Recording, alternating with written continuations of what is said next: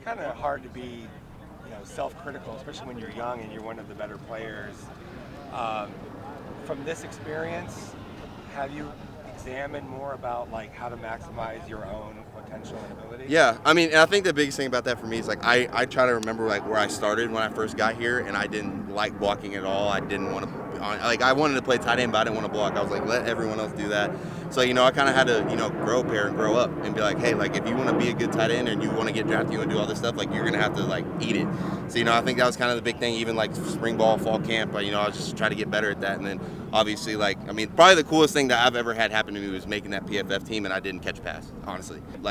But still, I never thought I'd be in that situation, so it was super cool. But yeah, I think it's just the biggest thing is like you can go watch all the good plays whenever you're done playing and all that cool stuff. But right now, it's like trying to figure out the stuff I'm bad at or the stuff I need to work on and get better at it. So that's kind of what I'm focused on right now, and just learning with everything and like taking everything with a grain of salt. Like like hey, I didn't do this good, but next week we're gonna go out and do it better. So we took the trend a few minutes ago. Obviously, he's a roommate. Can you just take us behind the scenes of those quarterback discussions last week?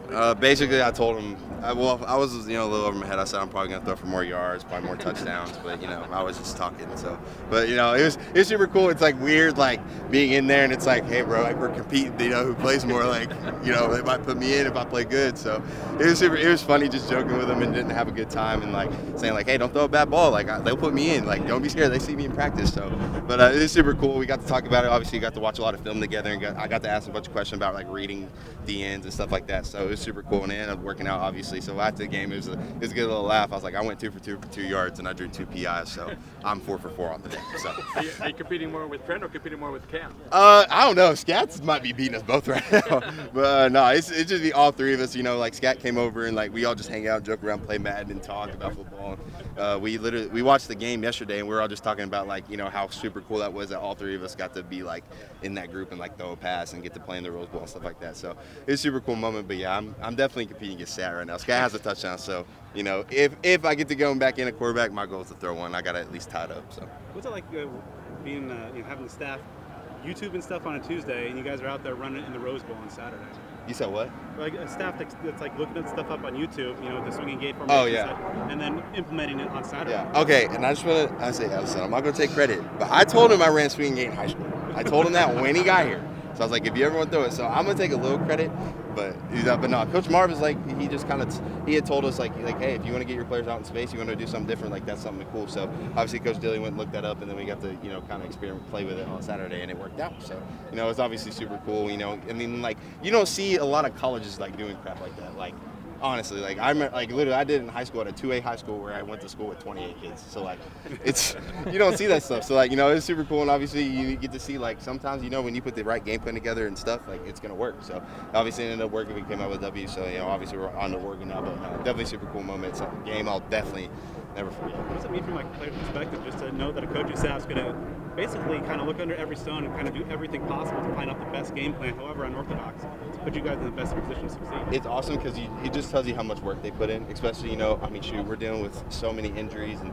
so many nicks and this and that, like whatever. So, it's just like for them to be able to go like, what, we got to go the extra mile to find something that's going to work, to put guys and players in spots that are going to be successful. So, obviously it worked out. Like I didn't catch I caught one pass, but I got to run the ball for a lot of times and got a lot of first downs and got to do stuff like that. So, it's just putting guys in spots that are going to help us be successful and win. And obviously you got to see that Scats, I don't know if you want to call him a quarterback, but a wildcat quarterback, but he could throw it a little bit. But I mean, it's just super cool. So I got told I had a really quick release, so that made me feel really good.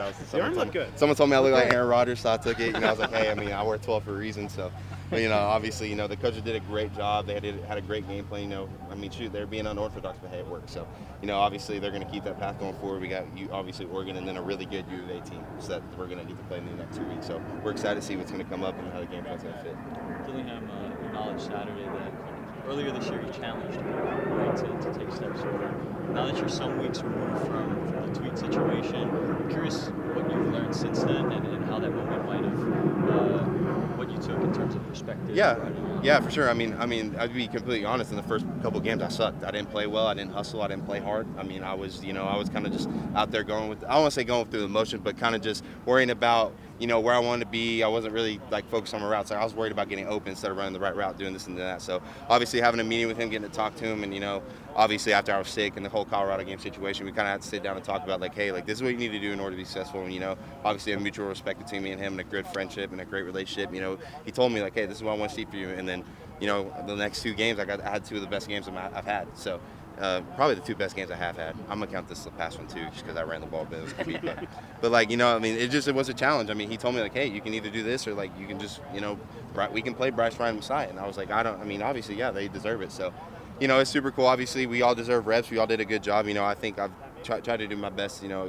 Embrace the challenge. Keep moving forward. And obviously, me and him have always been had a great relationship. There's never really been any problems. Kind of just obviously there's miscommunication sometimes between players and coaches, but obviously me and him were able to have a conversation. And it did. Obviously it worked, and me and him are all good. And obviously I'm just trying to embrace this challenge and keep moving forward. And try to play my 2 best games these last 2 games.